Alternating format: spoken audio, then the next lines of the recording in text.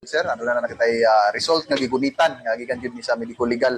So ang hinungdan gyud sa kamatayon sa maong bata sir, naka-indicate dire is blunt traumatic injuries of the head. So bot pasabot ni ini sir, adunay gahi nga butang, habol nga gahi nga butang nga niigo sa iyang ulo nga mao hinungdan sa iyang pagkamatay gyud sir. So since karon lang ni naabot sir, aduna nakita lead sir nga naagi foul play nga nahitabo sir. So naagi ni siya foul play, bot pasabot ang atong kalawman ani is bailhan nato og kinsa na gyud ang suspect aning pagpatay sa bata sir.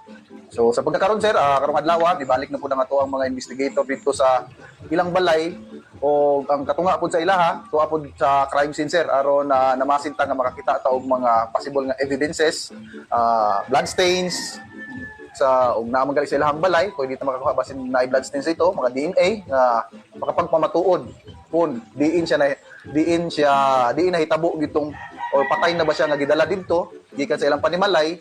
So mamasinta dito sa ilahang balay ug naa ba tay ma-recover nga mga evidences gid sir. Ang iyang nawong is adunay multiple fracture ug ang iyang skull is naay mga crack.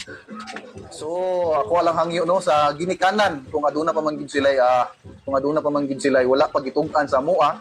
So samtang sayo pa naa na magid ang result mogawas na magid ang kamatuoran niini. So akong gihangyo nga og aduna sila nahibaw no nga mo'y maghatag og kasulbaran aron masulbad nato ni kamatayon sa maong bata.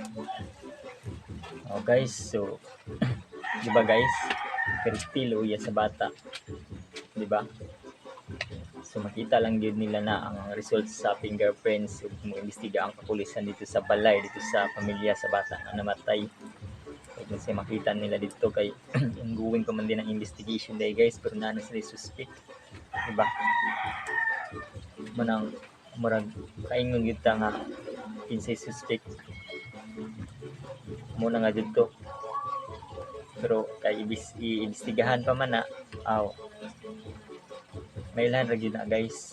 Munang ingon nga hulat-hulat lang ta sa result kay wala pa may gikuan pa man nila, hindi ongoing man ang ba sa bata kay need pa man daghang dakong ebidensya para mapatunayan din nga sila gyud ang naisala, di ba?